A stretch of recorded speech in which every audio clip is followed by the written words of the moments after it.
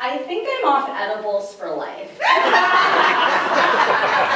I really only began recreationally engaging with marijuana a few years ago when I started living with a new roomie who really appreciated the ganja. Soon, we'd established a practice of giggling through episodes of The Twilight Zone with our good friend Mary Jane. So, when my younger and definitely a pothead sister, Naila, offered me a weed gummy during a family vacation hangout at Dave & Buster's at 1 p.m. on Saturday on Long Island in New York, I thought I could handle it. It was Cousin's Day Out. Our cousin Alicia had organized this event where all the cousins were going to go to Dave & Buster's for a cousins reunion of sorts. All of my extended family lives on the East Coast, and when we visit each other, we visit in smaller family unit chunks. So this would be a rare opportunity to hang out as one big group. All 22 of us, from the smallest 12-year-old cousin to the eldest 32-year-old. I could count the hours that I'd spent with some of these cousins. So the plan was for some powerful bonding. But this bonding would be $50 a person. And here's the thing. I don't like Dave & Buster's. I think it's a vile place. I was excited to see my cousins, but I was disappointed that it would be in this location. And all that $50 would get me was sliders, chicken nuggets, soda, and a $10 game card. Oh, and bonding. I could bond for free. So I arrived at Cousin's Day Out, and a big part of me thought that for $50, it had to be really special. And weed gummies seemed like the thing to make it special. It started off normally, giggling, feeling like I had a beautiful secret. But then it stopped being funny, and I felt myself slipping out of a happy high into a terror trip. After barely digesting about 10 cheeseburger sliders, I had to get my money's worth, right? I started to feel both mentally and physically like that painting, Nude Descending a Staircase. If you don't know it, it's by Duchamp. It's just boxes of a person going downstairs. Naila was no help. Her thing in the past when I've been too high with her is to just keep repeating, calm down, or you're so high, which isn't helpful. In fact, it's unhelpful. I feel isolated and lonely in my high, only stoking the fire of my paranoia.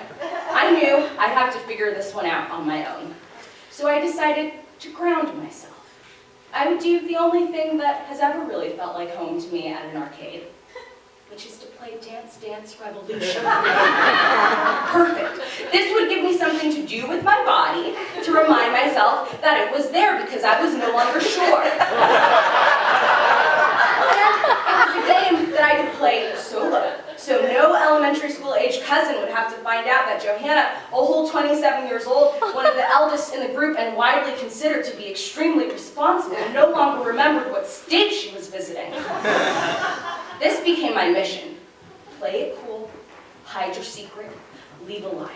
And then, oh my goodness, the music started and I was that Cascada song. It was like my body was in the game. I danced like DDR was made for me. My legs were magic and I wasn't even pressing the pads. I missed every arrow, but it didn't matter. My Dance Dance Revolution ended very quickly. I got that failed immediately. Although it felt like an hour had passed. It was time to move on to something else. And I wondered what else I could explore with my secret. I thought the race cars might be chill. So I'm racing. And my younger brother, Omar, who was 17 years old at the time, and my 19-year-old cousin, JR, came up to me and they were like, oh, you're winning! I responded, shouting over the arcade din, really? I can't tell! What do you mean you can't tell? Omar shouted back. It says first place right there in the corner. That was a wrap on racing and electronic games, lest I repeat the same mistake of no longer being able to read the words right in front of me. I decided to follow them to the air hockey table. A good, solid game. No screens, no words involved. And in order to be, chill, present as chill as possible, I decided to give myself a task and committed to documenting the air hockey tournament between my cousins. I started taking tons of pictures. I'm just like, But then Omar declared, "Look at her face!" Apparently, I was aggressively focused. But I knew it was time to go. I decided to head to the bathroom, the only place where I could truly be alone with my secret. But upon entering, there was my Aunt Rosalie. My Aunt Rosalie, the only non-cousin at Cousin's Day Out because she couldn't leave her daughter unchaperoned. My Aunt Rosalie, a woman who had an SAT prep plan for said daughter in elementary school. My Aunt Rosalie, a woman who was the opposite of chill.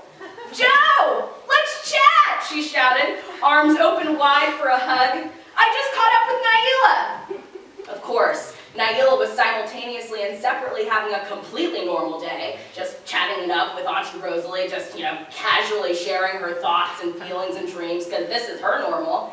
It is not mine. Caught off guard, I literally shouted, "Ah, learning the many layers of Naila!"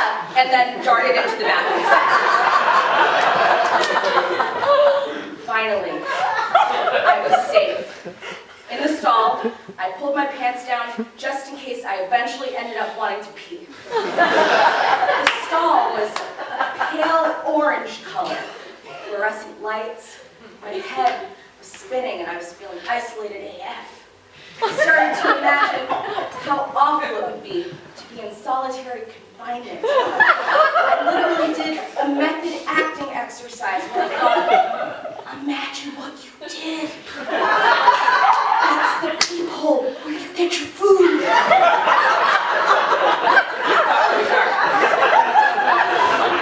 I thought about it. This was supposed to be Cousin's Day Out, but instead it was Johanna's Day In, the nightmare of her head. I was not having fun. This was not special. It was paralyzing. I felt trapped in my foolishness. I felt ashamed of my choices. I felt like I had to throw up.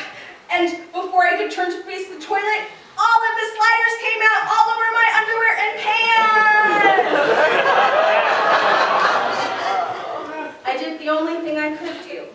I had to clean myself up, slowly, methodically, removing every chunk of fat from my underwear and jeans.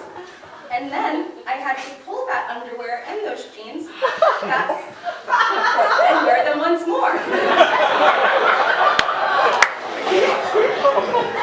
I left the bathroom, now a war zone, sorry Dave & Buster's staff, to find that Cousin's Day Out was almost over. Everyone was gathering for a group photo. I waited for someone to make a face revealing they could smell my new secret.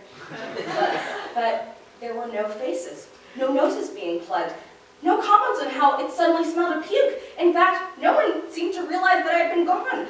Somehow I managed to convince my cousins and Aunt Rosalie that my weirdo behavior was simply due to my weirdo nature and not cannabis. I'd done it! Ha-ha! I smiled extra wide in the group picture, reveling in my trickery. But then I watched all my cousins laughing together, and I realized that I had spent Cousin's Day Out completely alone. I didn't feel any closer to the folks that I had intended to spend time with. In an attempt to spice up my day, I totally numbed myself from a shared experience. I paid $50 to destroy my pants and my mind. I'd done absolutely $0 worth of bonding. Dave & Buster's is still not my jam, but next time I'll suck it up, eat some tenders, and be present. I mean, I'd rather that than puke pants.